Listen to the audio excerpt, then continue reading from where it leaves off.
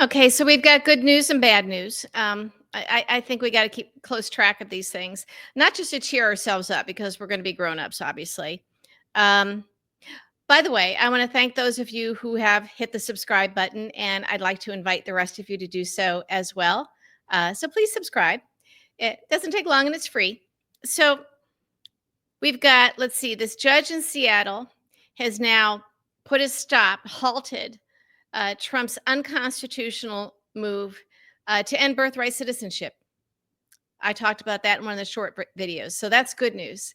And it's a Reagan appointed judge. So they can't say, oh, this is Democrats. Remember, we keep saying even Ronald Reagan wouldn't be allowed in today's Republican Party. Yeah, that's right. That's right.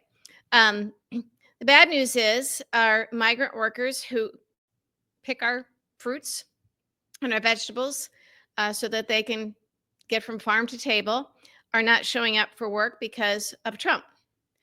They fear being hauled off by the scruff of their neck and thrown in detention and deported and God only knows what else. So it's a bit of a crisis because, for example, citrus is not being picked. So I literally just now, so I have a hat head. I put my glasses on my head, cover up the fact I have hat head. I went out and loaded up on citrus and other fruit. I like citrus. I like it in the wintertime. And it's going to be either non-existent or very, very expensive very soon.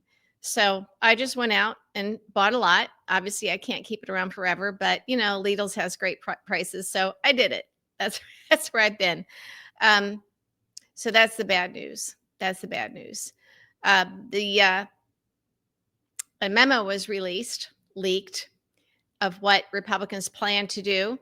And basically, I did post this on social media. It's a litany of things that includes taking away from Social Security, Medicare, Medicaid, food stamps, SNAP, everything that helps people, gives them a boost.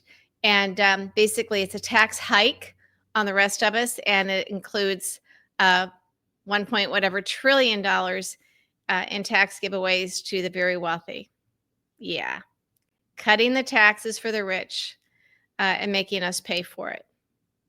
It's not just a campaign line. It's happening. Trump doesn't care what MAGA thinks. I mean, egg prices are still up. We probably don't even get eggs. We're out of the World Health Organization. Trump has put a halt to all communication from our own health agencies. So if the bird flu hits hard and people are dying, he doesn't want us to know about it, which is why I say let's start getting our own foreign news sources. And I'm working on some folks overseas who can help do that. And if the person that I'm working with decides to do this, I will let all of you know so that you can follow him on social media and go to his website. But it's an expat in Germany who's from the defense world and national security world. Him on Twitter, him on Blue Sky. Actually, I think he left Twitter, but I think he could be our eyes and ears. It is, foreign press that has no problem calling Elon Musk's Nazi salute a Nazi salute. They are not even entertaining the notion that it was something else. They only do that in America. They're only doing that here in the United States. That is how far gone we are. I think it's important that we understand when we're far gone in certain areas so that we don't feel the need to say, oh, that can't happen here, or we're still the greatest country in the world, because we're not. And we're trying to salvage as much as we can. And so we resist. Susan Collins, Senator Susan Collins, Republican from Maine, put out a word that she will not be supporting Pete Hegseth for Secretary of Defense. So that's good news. And I say this stuff not because I want to make a hero out of her, because I think she's, poppycaca that you scrape off the bottom of your shoes for some of the stuff that she's done. And but I want to share what is positive news with all of you so that we can discuss this stuff and share information and at least get a little bit of a roundup to know where we are. And I think it's important to know that resist efforts are not completely in vain. We're going to lose more than we're going to win. There's no question about that. But if Hegseth goes down in the Senate, that's a win. Because right now, Republicans with a conscience are pretty much the only ones that can save us. So, unfortunately, we have to rely on them. And that's why I keep urging you all to contact your Republican elected officials a lot, and be very vocal with them, because with that slim House majority, and we can have an impact in the Senate as well. They got to listen to you. They got to listen to you, and we've seen this before. So Susan Collins, I think the fact that we were very vocal after she betrayed everybody and she voted to confirm Brett Kavanaugh to the Supreme Court, she took heat. It also made sure that Leonard Leo would make sure she got reelected.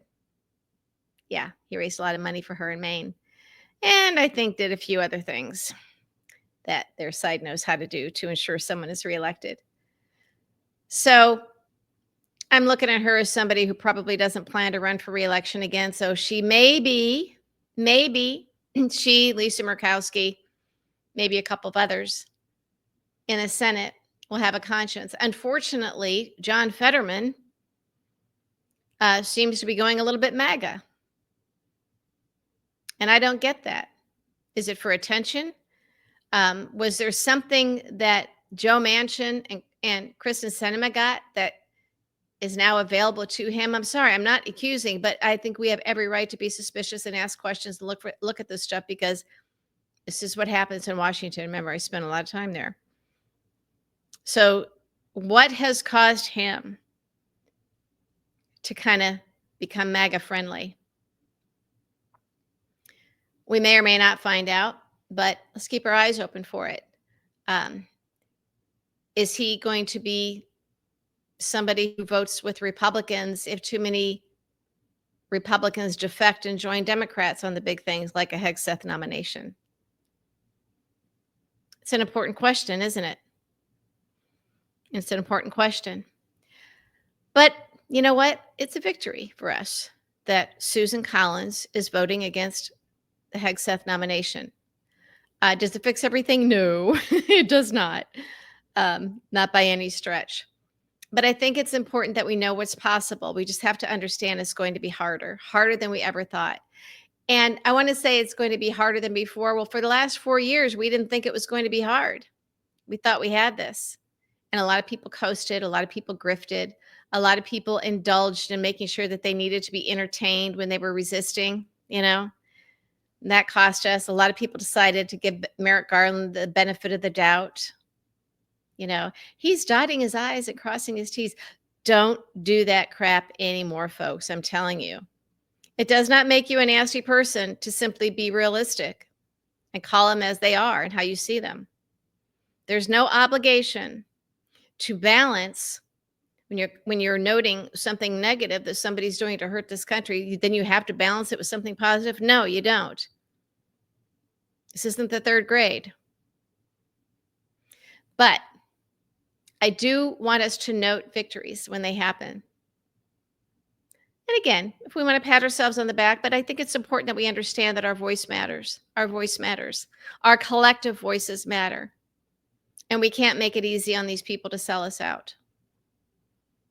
And if we don't make it easy on them, if we make it hard for them to sell us out, maybe, just maybe, every once in a while, we'll get enough of them to do the right thing. That can happen. That can happen. It has to. What choice do we have? Okay. What choice do we have? So that's, kind of the good news, I think, kind of the good news.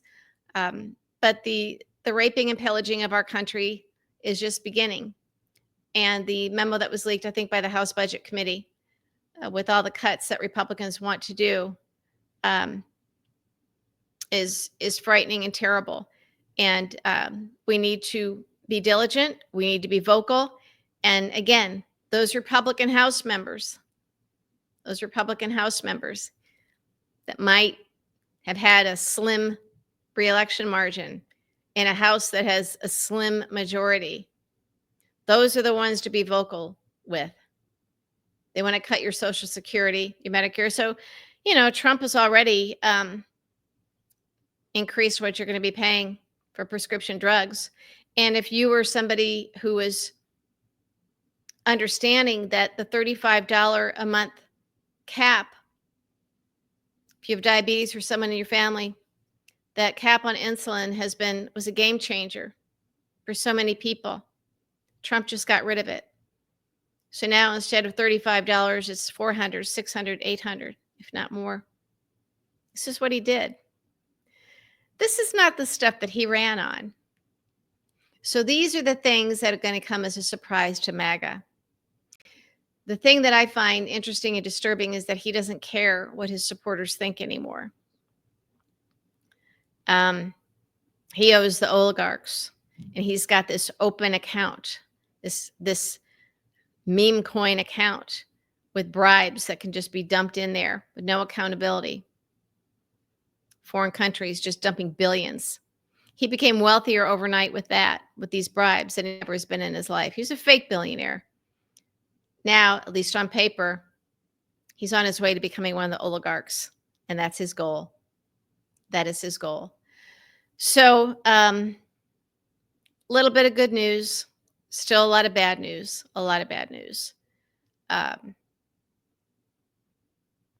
It'll be a while before it gets all the way better. But the only way to make sure that we even have a shot at it getting all the way better is to keep pushing this big boulder up the hill. And again, I'm sitting here doing happy hour. I'm toasting the fact, not toasting Susan Collins, toasting the fact that pressure from us made her do the right thing. So here's to us to resist. We'll do this again.